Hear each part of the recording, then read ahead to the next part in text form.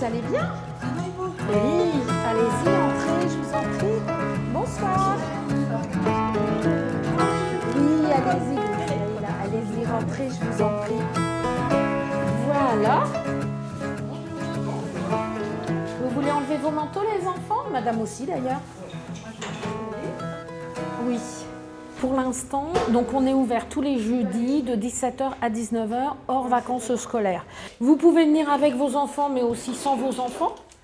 Hein, si par exemple vous préférez évoquer une situation dans un premier temps sans les enfants, vous venez sans enfants, puis après avec les enfants, puis une fois sans les enfants. Enfin voilà, ce qu'on veut vraiment, c'est qu'il y ait cette souplesse, que vous sentiez le plus à l'aise possible pour qu'on puisse évoquer les difficultés que vous rencontrez, ou pas de difficultés, mais des questionnements. Enfin voilà, on est vraiment là pour ça.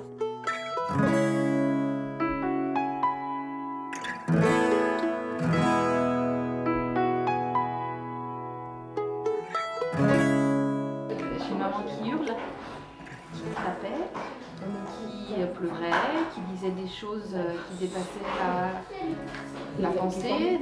J'ai 4 enfants là-bas. D'accord.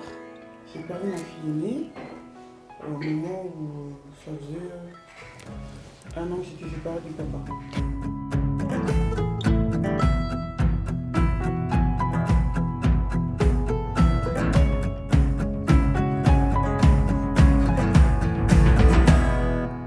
Des pâtes, tout le monde en a dans son placard. De l'eau, en général on en a. Un petit peu de beurre, c'est quand même meilleur. Et qu'on soit 3, 6 ou 12, on peut toujours partager des pâtes. D'où le nom, les pâtes au beurre. C'est vraiment un moment de partage, tant dans le partage de nourriture, de boissons, puis de partage de paroles, de partage de difficultés, de partage de questionnements, de doutes aussi, oui.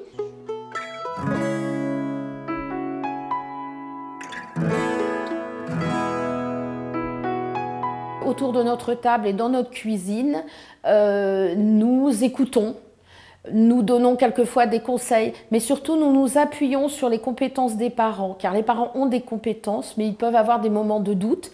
Et puis nous, une psychologue et moi-même, je dirais menons la danse, c'est-à-dire qu'on est à l'écoute, on fait circuler la parole, et puis il peut nous arriver aussi de donner des conseils. On va les revaloriser dans leur statut de parents, parce qu'on est quand même dans une société qui est très jugeante. Donc on doit être le bon parent, on doit avoir l'enfant qui travaille bien à l'école, qui a plein d'activités pour développer son éveil, et donc du coup les parents sont perdus, savent plus trop, et se font plus du tout confiance. Et nous, on est là pour qu'ils retrouvent leur confiance. C'est anonyme, gratuit, confidentiel. Et donc, il y a une souplesse qui permet aux familles de venir quand elles veulent, de rester le temps qu'elles veulent, et puis de partir quand elles le souhaitent.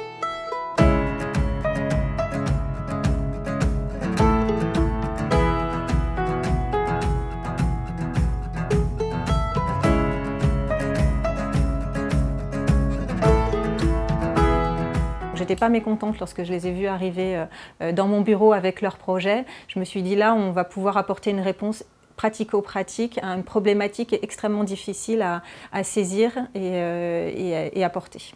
Alors le concours, il n'est pas uniquement par la mise à disposition du local, ça c'est un outil qui permet à l'association de pouvoir en effet accueillir son public dans des conditions qui sont positives, mais on a aussi un accompagnement méthodologique et on aide l'association notamment à se faire connaître auprès des familles, de manière à ce que ces familles puissent plus facilement bénéficier de leurs services, et sur l'ensemble de la ville, puisqu'on va mettre l'association en relation aussi avec les autres bailleurs sociaux qui sont présents sur le territoire pour qu'elles se fassent connaître un maximum.